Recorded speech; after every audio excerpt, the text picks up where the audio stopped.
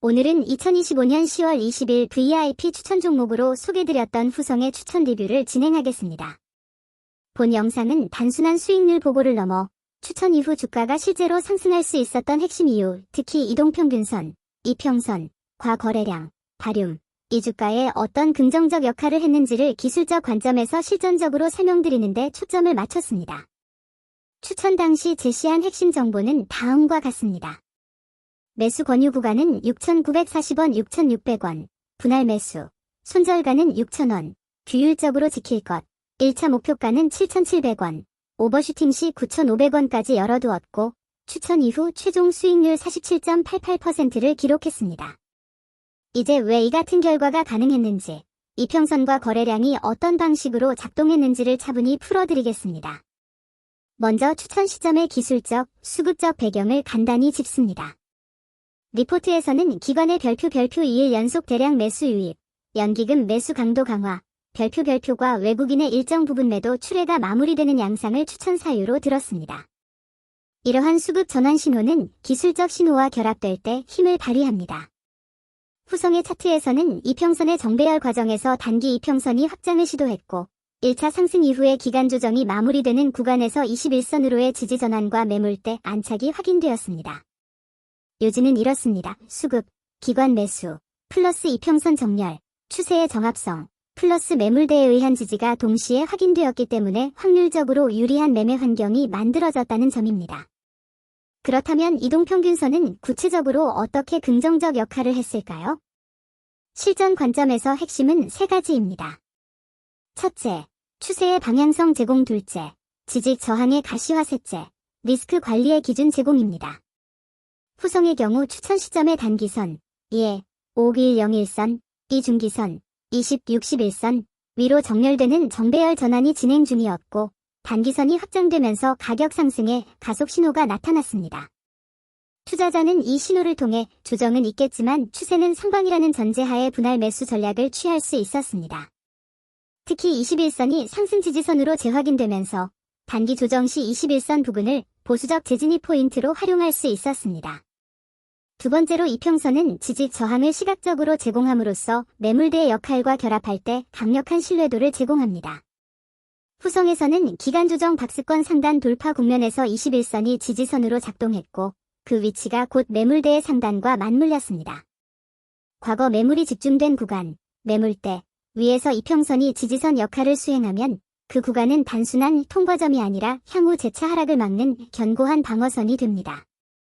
즉 매물대가 저항 지지로 전환될 때 이평선이 함께 지지로 작용하면 돌파의 신뢰성이 크게 올라갑니다. 후성은 박스권 상단 돌파 시 대량 거래를 수반한 상승 돌파 갭이 발생했는데 갭이 매물대 위에서 형성되고 21선이 지지로 확인되자 그 돌파는 확증 있는 돌파로 해석되었습니다. 세 번째는 리스크 관리 측면입니다. 이평선은 손절 라인의 합리적 설정에 기여합니다.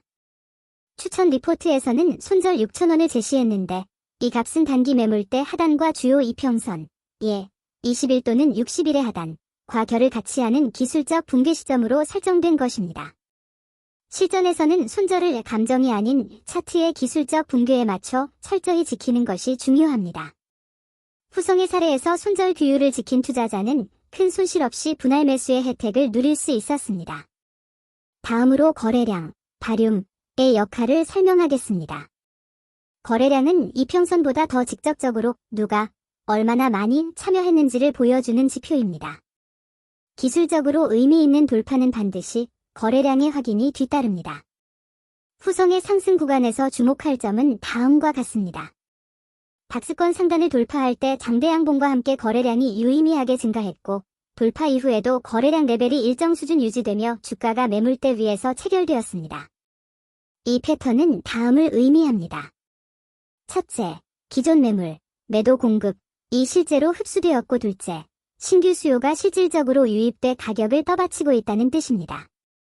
만약 돌파가 거래량 없이 발생했다면 이는 무리한 포지션 청산, 혹은 단기 슈트 스퀴즈에 불과할 가능성이 높습니다. 후성은 거래량과 가격이 동행했고, 이는 상승의 지속성을 뒷받침했습니다. 거래량과 이평선의 상호작용을 실제 매매 기준으로 정리하면 다음과 같습니다.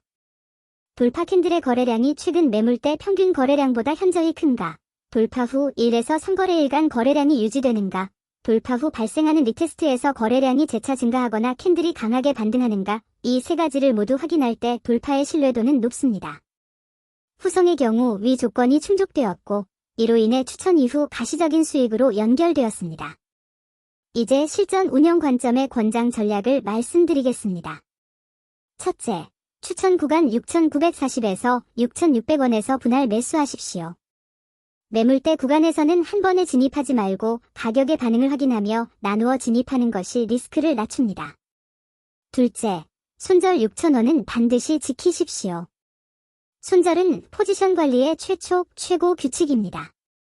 셋째, 돌파가 발생했을 때는 거래량을 우선적으로 확인하십시오. 돌파 캔들의 거래량이 이전 평균보다 큰지, 돌파 후 거래량이 유지되는지를 체크한 뒤 추가 매수 여부를 결정하십시오. 넷째, 시간외나 다음 거래일, 넥스트에서 급락, 넥스트에서 마이너스 3.5%, 이 관찰될 때는 분할 매수 관점으로 접근하시고 무리한 추격 매수는 피하십시오. 다섯째, 목표가 구간에서는 부분 실현을 권합니다.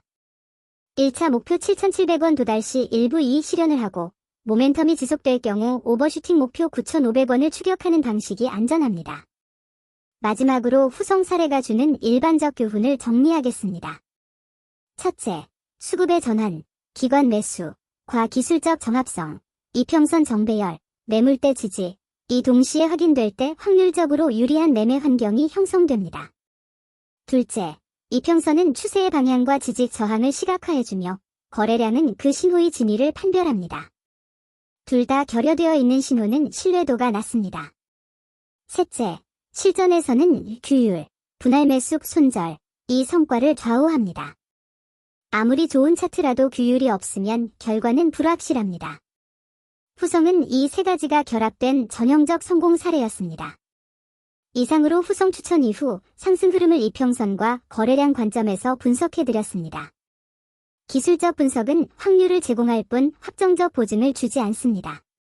따라서 항상 분산 규율, 리스크 관리의 원칙을 지키시고 필요하시면 저희 네이버 밴드 밤을 잊은 투자자 클럽에서 함께 토론하고 검증하시기 바랍니다. 오늘 영상이 실제 매매 관점에서 도움이 되셨기를 바랍니다. 안전한 투자, 성공적인 성과 기원합니다. 감사합니다.